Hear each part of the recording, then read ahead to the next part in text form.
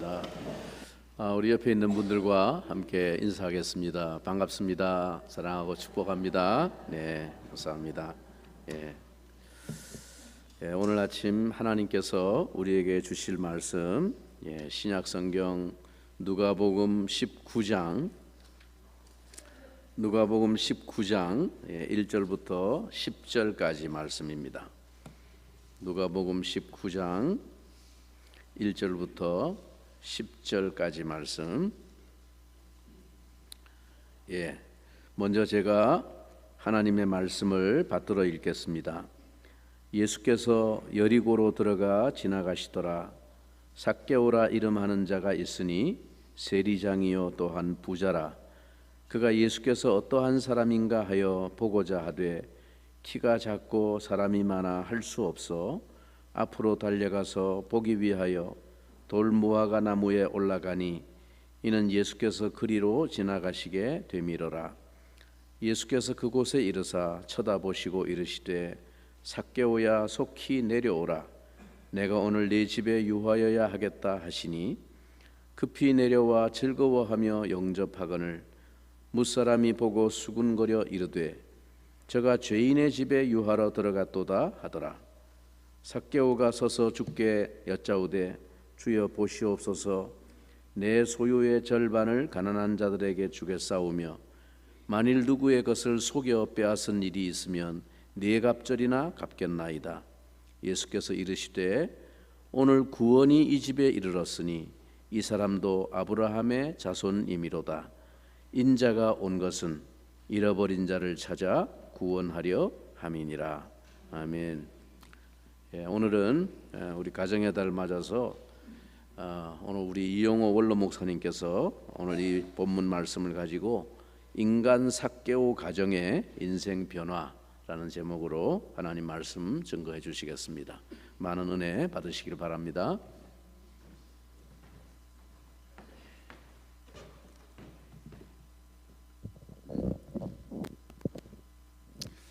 두 주 전에 KBS 1 텔레비에서 5월 가정의 달을 앞두고 특별 방송을 4일간 했습니다. 저는 매우 주목하면서 그 방송을 보았습니다. 거기에서 다룬 주제가 가정에 관한 그런 주제인데 거기서 구체적으로 몇 가지를 강조했습니다. 첫 번째가 저출산 문제였고, 그 다음에 또 우리 가정에 불어닥치고 있는 중대한 쓰나미 같은 위기가 초고령화 사회 가정, 그리고 이 가정에 갖가지 문제들이 발생하는데 그 문제 중에 비혼율, 결혼을 하지 않는 자녀들이 급증하고 있고, 또 가정이 파괴가 되는 이혼율이 급증하고 있고, 또 가정에서 일어나는 범죄가 급증하고 있다. 존속 살인, 존속 사기, 가족끼리 사기를 치는 일 등등 가정 안에서 온갖 범죄가 일어나고 있는 병든 가정들이 너무 많이 있고 그 다음에 또 하나는 1인 가정이 너무 급속도로 많아져 가고 있다. 1인 가정이 되니까 사회가 힘이 없고 교회도 힘이 약해진다는 거죠. 그 다음에 초고령화 사회로 우리나라가 지금 접어들었는데 이게 단순히 초고령화 문제만 아니라 거기에 동반해가지고 다가오는 문제가 뭐냐 하면은 노인 치매 환자들이 급증하고 있다는 겁니다. 그러니까 노인들이 많아도 정상적으로 건강을 유지하고 있으면은 별 문제가 없는데 치매 노인들이 많아져 가니까 이것이 건강한 가족들과 우리 사회의 중대한 위기로 다가온다는 거죠. 그리고 오늘을 비롯한 5월 한 달 동안 한국 교회도 가정의 달이라 해가지고 매주마다 가정에 관한 설교를 하는 그런 시즌입니다. 저도 매년 5월이 되면은 한 서너 교회에서 가정에 관한 설교를 해달라고 설교 부탁을 받는데, 금년에도 제가 새 교회 가서 설교하기로 예정이 되어 있습니다. 그래서 제가 5월이 다가오면 의뢰이 설교할 기회가 주어진다고 전제를 하고 미리부터 가정에 관한 설교를 준비를 해왔습니다. 금년에도 제가 저 나름대로 준비한 이 메시지를 제가 출석하고 있는 이 성리학교에서 여러분들과 함께 나누게 된 것을 기쁘게 생각합니다. 오늘 이 메시지가 우리 모두에게 성령의 역사 안에서 하나님이 말씀하시는 그 은혜를 함께 나누기를 바라고 성령께서 크게 역사하시기를 축원합니다. 오늘 저는 성경에 나와 있는 여러 가정 가운데 여리고에 살고 있는 이 삭개오 가정을 소개하려고 합니다. 이 삭개오 가정에 오늘 저는 설교자로 신방을 가서 이 삭개오가 어떻게 사는 사람인지, 어떤 사람인지, 그리고 이 삭개오가 예수를 만나서 어떻게 살고 있는지, 그야말로 삭개오 가정을 한번 설교로 압수수색을 해보고 싶은 그런 심정입니다. 그래서 이 삭개오 가정에 있는 놀라운 하나님의 은혜와 축복의 역사가 오늘 우리 성도의 가정에 다시금 회복이 되고 본받는 역사가 있기를 진심으로 바랍니다. 삭개오 어떤 사람입니까? 오늘 성경에 딱 두 가지로 말합니다. 그는 부자입니다. 여러분, 이 땅에 태어나서 부자가 된다는 것은 최고의 성공입니다. 여러분, 부자가 얼마나 좋은지 아십니까? 안 돼 봐서 모릅니까? 저는 부자가 아니지만 부잣집을 방문해보는 그런 기회는 몇 번 있었습니다. 한 부잣집에 갔더니 정원사가 매일 정원을 가꾸고 있더라고요. 여러분, 그 부잣집이 어떤 집인지 연상이 되죠? 여러분 집에 정원이 있나요? 있어도 1년에 한 번씩 정원사가 와서 따듬어 주고 합니까? 근데 그 집은 매일 정원사가 정원을 가꾸는 부잣집이에요. 어마어마한 부잣집입니다. 그리고 또 한 집에 갔더니 식구는 셋인데 화장실은 5개더라고요. 그릇도 보통 우리 시민들 집 그릇하고 다르더라고요. 또 어느 집에 갔더니 그 집은 시가가 100억대 집이라고 하더라고요. 여러분, 지금 우리가 땅 위에 나서 추구하는 우리 인간의 성공의 비전이 뭡니까? 다 부자 되려고 하는 겁니다. 우리가 자녀들을 키워서 교육을 시키는데 왜 교육시킵니까? 자녀들에게 왜 투자하십니까? 잘 배우고 잘 자라서 앞으로 돈 버는 사람 되라는 건 아니에요? 앞으로 돈 잘 버는 사람 되라. 그 목표 하나 때문에 자녀들에게 투자하고 있는 거예요. 수많은 사람 출퇴근하는 그 바쁜 걸음, 그 뭐하러 갑니까? 다 부자 되기 위한 몸부림 아닐까요? 삭개오는 대성공한 사람이에요. 부자입니다, 부자. 그리고 그 사람은 세리장입니다. 로마 식민지 하에 세리장은 어마어마한 권력자입니다. 식민지 하에 경찰서장, 세무서장 무시무시한 권력자예요.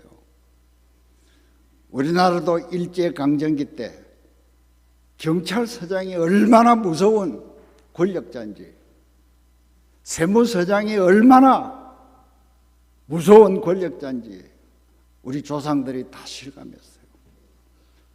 삭개오는 권력을 가진 사람이에요. 여러분, 권력이 또한 얼마나 좋은지 아시나요? 권력자가 아니기 때문에 실감이 안 납니까? 저는 경험해 봤다고요. 여러분, 제가 총회장이 되어 보니까 생각지도 않게 권력이 주어지더라고. 총회장이 할 수 있는 권력이 막강합니다. 총회 재판국장이 되어 보니까 권력이 주어져요. 총회 감사국장이 되어 보니까 권력이 주어지는 거예요. 권력 좋습니다. 여러분, 시험을 쳐가지고 합격을 해봤어요? 합격을 하면 왜 그렇게 좋을까요? 권력이 주어집니다. 권력이. 승진을 하면 왜 좋아요? 권력이 주어져요. 차장으로 있다가 과장이 되면 달라요. 과장으로 있다가 부장이 되면 또 달라요. 이사가 되면 또 달라요. 이사장이 되면 또 다릅니다. 권력. 이 땅의 사람들이 추구하는 두 가지 욕구가 바로 부자 되는 것과 권력자가 되는 거예요. 지금 국회의원 당선된 저 사람들 마치 구름 위에 떠서 사는 기분일 거예요. 왜? 권력이 주어졌다고요. 그 권력과 동반되는 게 있다고. 뭐? 돈이 따라오는 거예요. 부와 권력은 공생하는 거고, 돈이 있으면 권력도 살 수도 있고 권력자를 부릴 수도 있고, 내가 권력자가 되어 가난할지라도 권력을 행사하면 돈이 생기는 게 바로 이 땅 위의 구조 아닌가요? 삭개오는 하나만 가져도 성공한 사람인데 이 사람은 부자고 권력자예요. 이 두 가지를 가졌다고. 그는 정말 인생을 멋지게 소신껏 살 수 있는 성공한 사람입니다. 그런데 이런 사람이 많지는 않아요. 제가 이 땅에 그런 사람이 있나고 보니까 트럼프가 그런 사람이더라고요. 이 트럼프가 미국의 재벌 그룹 중에 하나입니다. 어마어마한 부를 가졌어요. 그리고 미국 대통령이 됐다고. 이 두 가지를 가진 사람은 이 땅 위에서는 아무도 손을 댈 수 없는 막강한 사람이고, 그리고 성공한 사람이에요. 삭개오는 그 당대에 유대가 로마의 식민지 하에 있지만은 그는 유대인으로서 부자가 되었고 권력자가 되었어요. 그런데 제가 이 삭개오 집에 가서 압수수색을 해보니까 이 삭개오가 세 가지를 잃어버리고 있더라고요. 돈과 권력은 가졌는데 세 가지가 없어요. 세 가지가. 이 세 가지가 없는 삭개오가 지금 행복하지 않더라고요. 첫째, 하나님을 잃어버렸어요. 이 사람은 유대인입니다. 율법을 순종해야 되고 하나님을 경외하면서 살아야 될 유대인인데, 이 사람은 지금 로마의 황제를 숭배하는 우상 숭배자로 살고 있는 거예요. 식민지 하에서는 그 나라의 통치자를 섬기지 않고는 출세를 할 수가 없습니다. 로마의 세리장이 되려면은 로마 황제에게 목숨을 바쳐 맹세하고 충성해야만 하는 겁니다. 그 당시에 로마 황제는, 가이사는 그냥 권력을 숭배하는 정도가 아니라 종교화된, 가이사를 숭배하는 것은 하나의 종교적 권력이에요. 그러므로 하나님을 버리지 않고는 출세할 수가 없어요. 그러니까 이 삭개오는 하나님을 잃어버렸어요. 그 다음 두 번째는 나라를 잃어버렸습니다. 이 사람은 로마 식민지 하에서 출세하고 돈 번 사람인데, 나라가 없는 신세인데도 이상한 나라, 식민지 나라에서 지금 출세하고 있는, 자기 본국이 없는 사람이에요. 본국이 없는 사람이에요. 여러분, 나라가 없이 사는 게 어느 정도 불행한지 우리는 지금 안 겪어봤잖아요. 지금 나라를 잃고 방황하고 학대받는 사람들, 난민들이 얼마나 서럽고 고통스러운지는 우리는 몰라요. 지금도 극단적인 공산 치하에 있든지 텔레비전 같은 저런 악질 정권 밑에 사는 사람들은 실제로 나라가 없는 것과 같다고요. 그 통치자를 위해 살아야 된다고. 북한 주민들 사실 나라가 없어요. 김정은이 하나를 위해서 산다고요. 김정은이를 위해서 꼭두각시처럼 살아야 되는 게 북한 주민들이에요. 북한은 사실상 애국이란 개념이 없다고요. 그 다음 삭개오가 또 하나 없는 게 있어요. 이웃이 없습니다. 동족이 없어요. 왜? 동족을 등쳐서 돈을 벌고 있는 세리장이에요. 여리고 시민뿐 아니라 유대의 모든 백성들이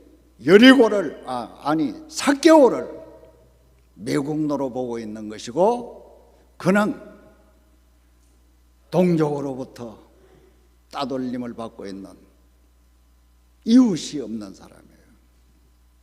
여러분, 한번 생각해 보세요. 내가 부자고 권력을 가졌는데 하나님도 모르고 나라가 없는 식민지 통치하에서 살고, 그리고 이웃들이 전부 나를 등 돌려버리고 나 혼자 왕따가 되어 있는 그런 신세에서 행복할까요? 부와 권력이 살 수 없는 게 하나님을 향한 믿음이고 나라고 이웃입니다. 지금 우리 사회에 어떤 사람이 제일 불행하냐면, 갈 데도 없고 오라 하는 데도 없고 전화 한 통도 오는 사람 없고 카톡 하나 오는 사람도 없고. 여러분, 이런 환경에서 우울증을 앓고 있고 치매를 앓고 있는 이웃들이 상상외로 많다는 겁니다. 지금. 예? 우리는 삭개오가 부자요 권력자지만 이 삭개오가 왜 그토록 여리고에 오시는 예수를 만나려고 그렇게 몸부림을 치고 나무 위에 올라가서까지 주님을 만나려고 했던가? 그가 안고 있는 바로 세 가지를 잃어버린 그 고통이 삭개오를 사로잡고 있기 때문에 내가 이 문제를 해결하기 위해서는 예수라는 저 사람을 만나는 길밖에 없다. 무슨 삭개오가 나무에 올라간 게 나무 잘 오르는 제주를 보이려고 올라간 줄 아세요? 삭개오가 어떤 사람이에요? 여리고의 최고 유지입니다. 최고. 그 사람이 나무에 올라갔다. 이건 의정부 시장이 저 의정부 역 앞에 약장수 하는데 전봇대 올라가서 구경하는 꼴하고 똑같은 거예요. 그게. 있을 수 없는 일입니다. 그러나 키가 작은 삭개오는 예수를 안 만나고는 안 되는 영적인 갈급함 때문에 기어코 내가 예수를 만나야 된다는 그 영적인 열린 마음으로 지금 나무에 올라가서 저쪽에서 오고 있는 주님을 바라보고 있는 것입니다. 예수님이 삭개오를 만나 주셨어요. 사실 삭개오가 예수 만나러 나무에 올라갔는데 사실은 예수님이 삭개오를 찾아주셨다고. 삭개오야 내려오라. 왜 이게 가능할까요? 삭개오의 열린 마음 때문에 그래요. 여러분, 오늘 여기 이 예배 자리에 살아계신 하나님을 만나고 싶습니까? 여러분이 먼저 마음을 여시고 기다려야 됩니다. 내가 먼저 마음을 열고 예배를 해야 살아계신 하나님이 말씀으로 역사하시고 성령으로 역사하는 것입니다. 우리가 닫혀 있기 때문에 살아계신 주님은 이 예배당을 스쳐 지나가시는 거예요. 우리가 닫혀 있기 때문에 예수님이 오늘 이 예배 자리에 오셨다가 그냥 지나가시는 거예요. 수많은 여리고 시민들이 예수를 보려고 길거리 나갔지만 주님은 그들을 찾지 않았어요. 왜? 구경하러 나온 그 무리들은 영적인 심령이 열린 상태가 아니기 때문에 삭개오는 마음이 열린 상태로 주님을 만나고자 했기 때문에 주님은 삭개오를 보지 않고도 삭개오의 열린 마음을 아시고 그 나무 밑에 가서 삭개오를 불러주신 것입니다. 삭개오는 주님을 모시고 집으로 갔습니다. 물론 잔치를 했습니다. 그런데 삭개오가 예수님을 모시고 집에서 고백한 신앙 고백이 오늘 설교의 핵심입니다. 오늘 설교의 하이라이트입니다. 8절입니다. 오늘 본문 8절에 보면 삭개오가 서서 주께 여짜오되 주여 보시옵소서 내 소유의 절반을 가난한 자들에게 주겠사오며 만일 누구의 것을 속여 빼앗은 일이 있으면 4배나 갚겠나이다.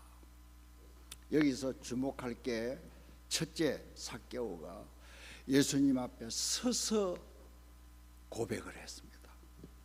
이 서서 고백을 한 것은 재판관 앞에 서서 선고를 받는 죄수의 모습을 말합니다. 재판관이 죄수를 세워놓고 피고와 원고를 세워놓고 선고를 내릴 때 그 선고가 무슨 의미가 있을까요? 이 선고는 반드시 지켜야 되는 절대 의미를 가진 선고입니다. 반항할 수가 없어요. 거부할 수가 없어요. 재판관 앞에 선 죄수처럼 삭개오가 메시아로 이 땅에 오신 주님 앞에서 그는 죄인으로서 마땅히 죽어야 할 멸망에 처해야 될 지옥에 가야 할 후보자로서 그는 주님 앞에 서서 지금 회개하는 거예요. 회개 내용이 뭡니까? 주여 내 재산의 절반을 가난한 자들에게 주겠습니다. 그리고 내가 누구에게 속여서 빼앗은 일은 4배나 갚겠습니다. 이게 성경에 나와 있는 회개 가운데 가장 모델이 되는 회개입니다. 여러분, 우리가 예수를 믿고 기도하면서 회개를 하잖아요. 삭개오처럼 회개하셔야 됩니다. 이 삭개오 회개하는 이걸 모르면 절대 주님이 받으시는 회개가 안 돼요. 이 삭개오가 회개하는 이걸 분석해 보면은 굉장히 의미가 깊어요. 지금 삭개오가 예수님 앞에 재산 처분하는 고백을 하고 있는 거예요. 회개하는 문맥이 아니잖아요. 주여, 나는 죄인이로소이다. 용서해 주옵소서. 이런 직접적인 표현이 아니잖아요. 재산 처분입니다. 그런데 삭개오가 이 재산 처분을 하는 이 고백 속에 우리 주님이 받으시는 회개가 포함되어 있는 거예요. 왜 그러냐면 삭개오의 재산은 전부 죄덩어리입니다. 그냥 재산이 아니에요. 죄를 지으면서 모았던 재산이에요. 동족을 등쳐서 권력자로서 동족에게 공갈 협박을 쳐서 그 가난하고 불쌍한 사람들을 등쳐서 모은 삭개오의 재산은 순수한 재산이 아니라 죄덩어리예요. 죄덩어리. 그는 그 죄덩어리를 주님 앞에서 청산하는 거예요. 여러분, 회개는 죄를 청산하는 겁니다. 돈으로 지은 죄는 돈으로 청산해야 됩니다. 여러분, 우리가 돈으로 죄를 지어놓고 자꾸 입으로만 청산을 하려 해요. 남의 돈으로 상대방에게 상처를 준 적이 있습니까? 돈으로 갚으셔야 됩니다. 입으로만, 전화로만 만나서 살살 빌다고 상대가 상처가 해소되는 게 아닙니다. 남의 돈 때문에 상처받은 상대는 돈으로 위로를 안 받으면 풀리질 않아요. 보증을 잘못 써서 낭패를 당한 그 사람은 돈으로 보상이 돼야 그 상처가 어물어져요. 사기당한 사람, 돈으로 치유가 돼야 됩니다. 여러분이 돈으로 누구에게 상처를 주었다면 돈으로 푸세요. 그래야 회개가 돼요. 그래야 상대가 위로를 받아요. 그래야 상대가 회복이 돼요. 내가 돈으로 저지른 죄를 돈으로 해결 안 하면 상대방은 항상 나를 향하여 원수로 생각하고 사는 거예요. 삭개오의 재산의 절반이 얼마나 많을까요? 부자입니다. 여러분, 부자의 재산은 드러난 것보다 훨씬 많다고요. 공직자들이 재산 공개하잖아요. 그 실제 재산의 반도 안 될 뿐 아니라 어떤 이는 그러더라고요. 그거 몇 배로 재산이 많을 수 있다고. 정직하게 신고 안 하니까 그런 거죠. 누구에게 속여 빼앗은 것이 있으면 4배나 갚겠습니다. 이것은 이 4배는 율법에 갚도록 되어 있기 때문에 그가 유대인 아닙니까? 율법을 아는 사람이에요. 율법을 알면서도 그는 하나님을 섬기지 않고 로마 황제를 섬기고 살았으니까 얼마나 힘들겠어요. 이제 제가 율법을 순종합니다. 여기 분석해 보면 사실 이거 삭개오 재산 다 처분하겠다는 거예요. 절반은 가난한 사람에게 떼주고 내가 누구에게 속여 빼앗은 일에 대해서는 4배나 갚겠습니다 하면 재산 거의 다 청산하는 거예요.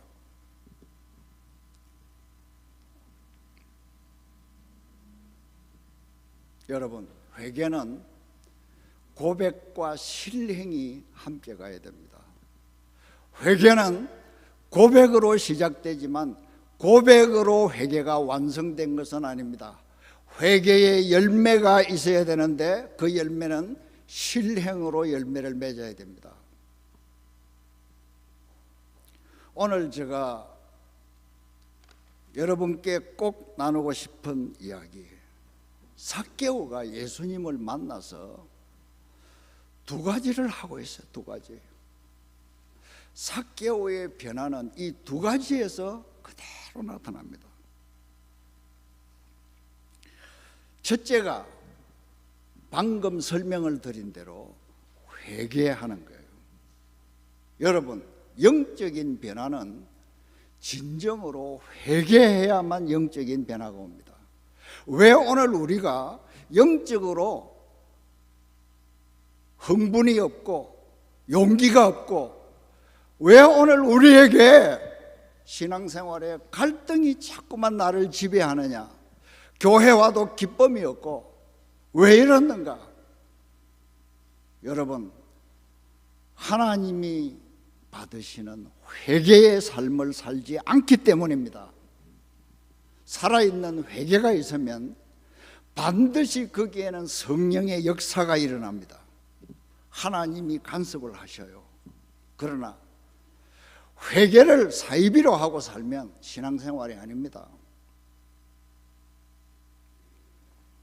사도행전 2장 37절에 보면 그들이, 베드로의 설교를 들은 그들이 말을 듣고 마음에 찔려, 이게 마음에 찔렸다는 말이 참 강조가 됩니다. 베드로가 지금 3,000명 군중 앞에서 설교를 했는데 그 설교를 들은 그 청중들 가운데 수많은 사람들이 마음에 찔려, 무엇에 찔렸다는 거예요? 베드로가 전하는 하나님의 말씀에 그 마음이 찔렸다는 거예요. 여러분, 오늘 이 예배가 중요하고 이 설교가 중요한 게 뭘까요? 오늘 이 설교는 단순한 설교자의 말이 아닙니다. 하나님의 말씀이라면 이 말씀이 설교 듣는 여러분의 영혼을 찔러 쪼개야 하는 것입니다. 이 말씀이 여러분의 심령의 관통이 되어야 하는 겁니다. 제가 새총으로 새를 한번 잡아봤는데요, 틀림없이 맞았는데 이 새가 안 죽고 날아가는 거예요. 날개 쪽지만 맞으면 새가 안 죽어요. 다리 한 부분만 맞아도 새가 안 죽어요. 그런데 여러분, 제가 새를 정확하게 잡았는데요, 이 새총 새알이 이 심장에, 그 참새가 그 심장이 얼마나 작아요. 그런데 그 심장에 정면으로 가서 맞으니까 새가 죽더라고요. 오늘 우리는 이 예배가 하나님 앞에 영적으로 수술받는 자리입니다. 교회는 병원이에요. 칼빈이 그렇게 말했다고. 신학자 칼빈이 교회는 영적인 병원이라고 그랬어요. 이 예배는 오늘 수술받는 자리예요. 성령의 칼로, 말씀의 칼로 우리의 영혼을 찔러 쪼개는 수술받는 시간이에요. 이 말씀이 우리 마음에 찔려야 됩니다. 관통을 해야 돼요. 우리가 이 마음이 관통이 안 되면, 말씀이 관통이 안 되면 십자가를 믿으면서도 십자가 밑에서 죽지를 않아요. 우리 육이 죽어야 되는데 예수님이 십자가에서 죽으셔서 부활하셨잖아요. 우리도 영적으로 예수님의 십자가 밑에서 죽어야 우리도 부활의 능력을 입어요. 삭개오가 이 회개를 했다고요. 삭개오의 회개는 이건 삭개오가 변화될 수밖에 없는 회개를 하고 있는 거예요. 예수님이 삭개오의 회개를 받으시고 어떻게 응답하셨어요? 오늘 구원이 이 집에 임하였도다. 삭개오의 온 가정이 구원을 받는 역사가 일어났고, 내가 바로 잃어버린 자를 찾으러 왔노라. 의인을 찾으러 온 게 아니라 삭개오, 여리고의 죄인 이 삭개오를 내가 오늘 구원시키러 왔노라. 놀라운 구원의 역사를 주셨고, 삭개오가 회개한 자로서 그는 변화받은 사람이 되었습니다. 그 다음 두 번째입니다. 이 삭개오의 변화, 그에게 하나님이 받으시는 봉사가 이루어진 겁니다. 자, 이걸 가만히 보십시오. 삭개오가 그토록 애착하던 집착하던 그 재물을, 상대방을 마구잡이로 권력으로 짓눌러서 착취했던 그 재물을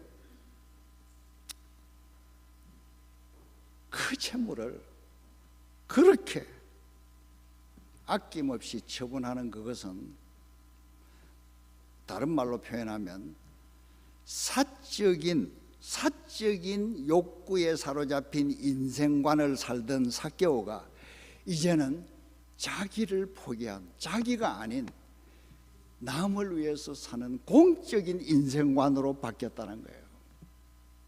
여러분, 우리나라의 대통령이나 위정자들 제발 공적인 국가관, 공적인 안보관, 공적인 경제관,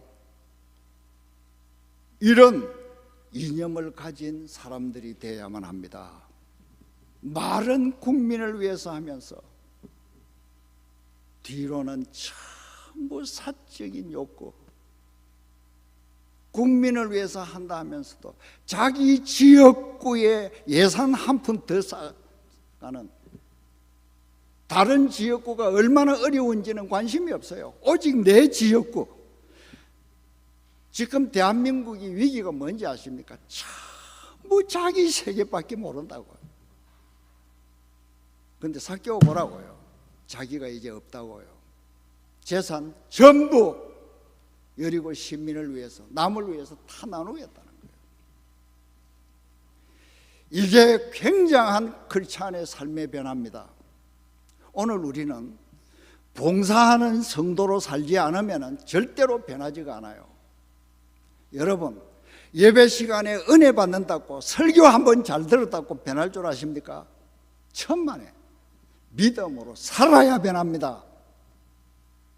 불신자는 예수를 안 믿는 죄를 짓고 사는 사람들이고, 우리 성도는 예수는 믿는데 믿음으로 봉사하지 않고 살기 때문에 죄인이 되고 있는 거예요.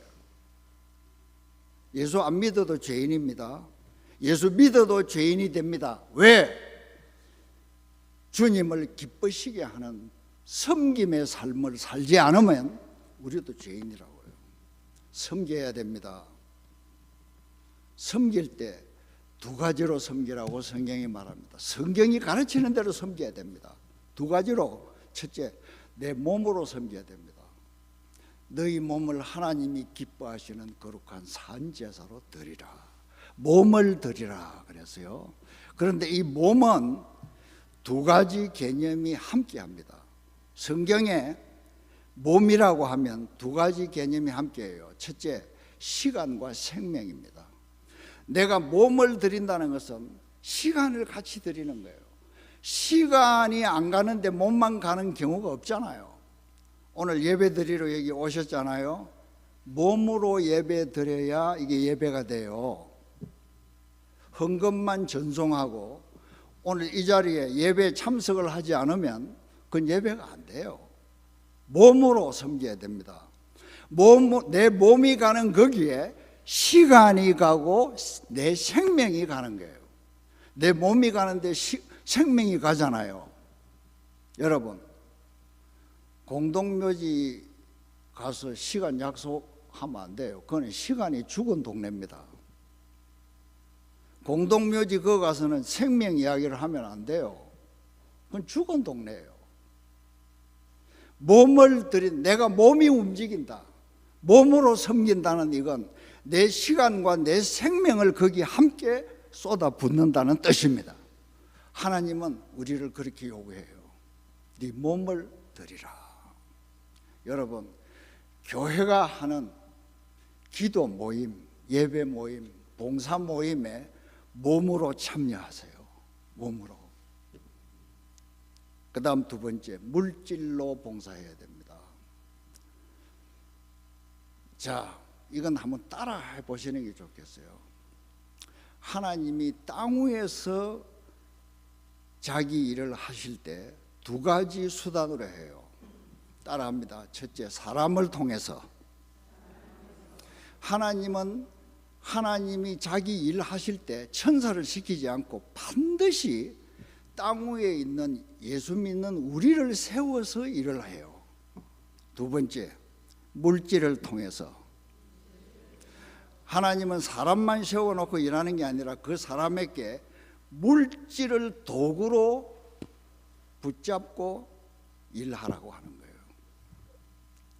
이 땅에서 이루어지는 일은 사람을 통해서만 이루어집니다. 사람 없이 이루어지는 일은 하나도 없어요. 모든 분야가 다 그래요. 그리고 물질이 아니고는 도구가 되지 않아요. 물질이 없는데, 예산이 없는데 어떻게 일로 해요? 우리는 교회를 섬긴다 할 때, 내가 믿음으로 산다고 할 때 몸으로, 물질로 섬겨야 믿음으로 산다는 게 증거가 되는 거예요. 그래야 성과가 나오는 거예요. 몸으로만 섬겨도 섬김이고 물질로만 섬겨도 섬김이지만은 이 두 가지가 균형을 이룰 때 거기에 능력이 크게 역사하는 것입니다.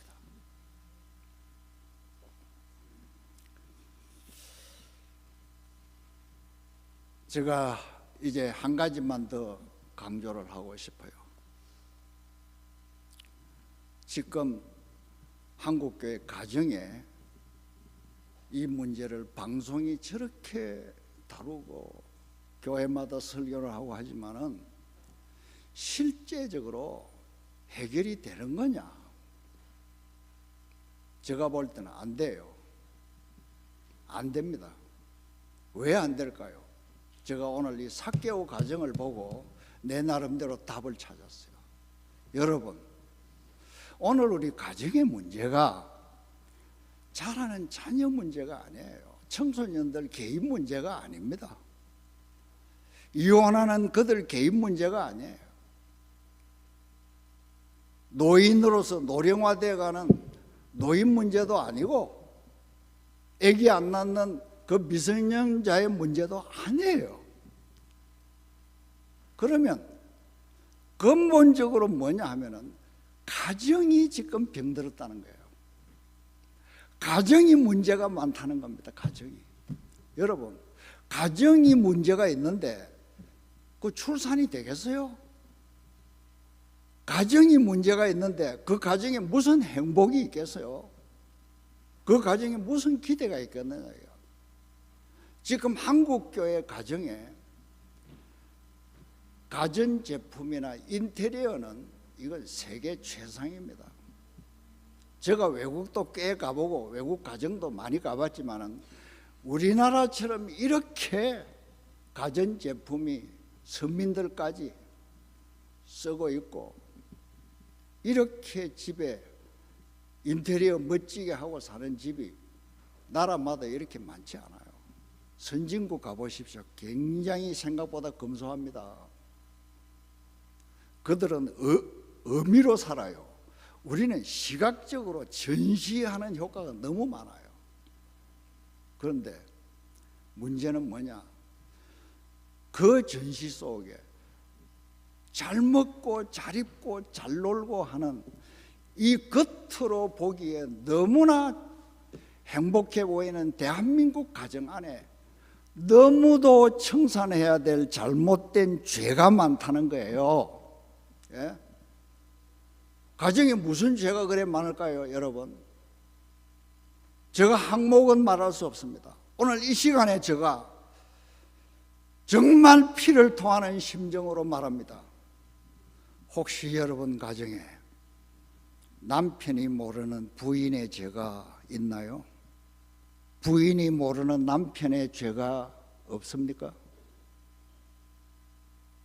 부모가 모르는 자녀들의 죄, 자녀들이 모르는 부모의 죄 없습니까? 실제로 많이 있습니다.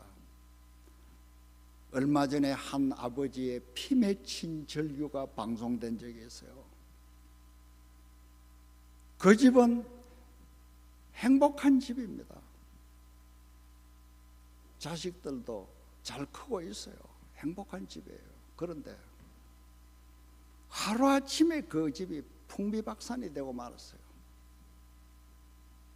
왜? 생각지도 않는 그 집 아들이 온라인 도박에 빠져가지고 수십억을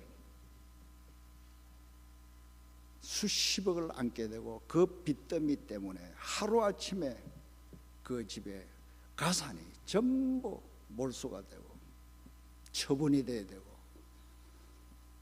나 앉아야 되는 거지꼴로 변한 한 가족의 몰락 앞에 가정이 절규하고 있는 거예요. 우리 애가 이럴 줄을 까마득히 몰랐다는 거예요. 우리 집에 이런 재앙이 있는 줄을 까마득히 몰랐다는 거예요. 여러분, 하늘나라의 하나님은 우리 가정에 CCTV를 다 설치해 놓고 보고 계셔요. 하나님이 다 보고 계신다고요. 우리 가정에 하나님이 기뻐하시지 않는 죄를 청산해야 됩니다. 목사님, 저는 경찰서 불려갈 죄도 없고 검찰이 호출할 죄도 없는데 뭘 어떻게 청산해야 됩니까? 그렇습니까? 성경이 뭐라고 말합니까? 믿음으로 하지 않는 모든 것이 죄라 그랬어요. 믿음으로 안 한 건 다 죄입니다. 그것도 하나님 앞에 회개해야 돼요. 로마서 14장 18절에 보면 그리스도의 사람들은 하나님을 기쁘시게 하고 사람들에게 칭찬을 받느니라. 하나님을 기쁘시게 하고 사람들에게 칭찬받는 일에 함량이 미달하다면 우리가 지금 잘못 살고 있는 거예요. 잘못 믿고 있는 거예요. 우리 가정에 사탄이 틈을 노리고 들어와 앉아 있을 수도 있어요. 여러분 안방에 지금 사탄이 함께 잠을 자고 일어나고 있는지도 몰라요. 우리가 불신앙으로 살면 사탄이 우리 집에서 같이 동거한다고요. 그리고 때가 되면 그 가정을 흔들어 버리는 거예요. 삭개오 가정은 예수를 만나기 전에 그는 인간적으로는 최고로 성공한 사람이었지만 그가 영적인 측면에서 인생관의 올바른 측면에서 볼 때 그는 행복하지 않았고 주님을 만났어. 그는 죄를 청산하는 회개가 있었고 자기의 재물을 가지고 봉사하는 섬김의 삶으로 변화를 우리 앞에 보여줍니다. 이 삭개오 가정의 변화가 가정의 달을 사는 오늘 우리 한국교회 성도들부터 우리 가정의 축복의 변화가 되기를 진심으로 축원합니다. 하나님 아버지여 은혜를 감사합니다. 인생 삭개오, 그는 정말 인간적으로 잘난 사람이었고 성공한 사람이었습니다. 그러나 그는 하나님이 쓰시는 인간이 되지 않았습니다. 그를 불러서 영생의 복을 주신 하나님, 그가 주님 앞에 회개하고 섬김의 변화로 새롭게 출발한 그 모습이 오늘 성경을 통하여 우리를 향하여 메시지를 던져주고 있습니다. 주님, 오늘 우리도 변화되지 못한 삭개오처럼 불신앙에서 뒹굴고 내 신앙생활이 그저 이대로 은혜롭게 사는 줄로만 착각을 하고 이대로 살면 되는구나 하고 방심만 하고 있지는 않은지요. 진정으로 변화된 삶으로 하나님을 기쁘시게 하고 이웃에게 칭송을 받는 믿음의 사람으로 살아드리게 하옵소서. 한국교회 성도들 가정부터 회복되게 하시옵소서. 그리고 한국의 이 동포들의 국민들의 가정부터 살아계신 예수 그리스도를 만나서 삭개오처럼 회복되는 축복의 부엉이 다시금 불붙게 하여 주시옵소서. 예수님의 이름으로 기도하옵나이다.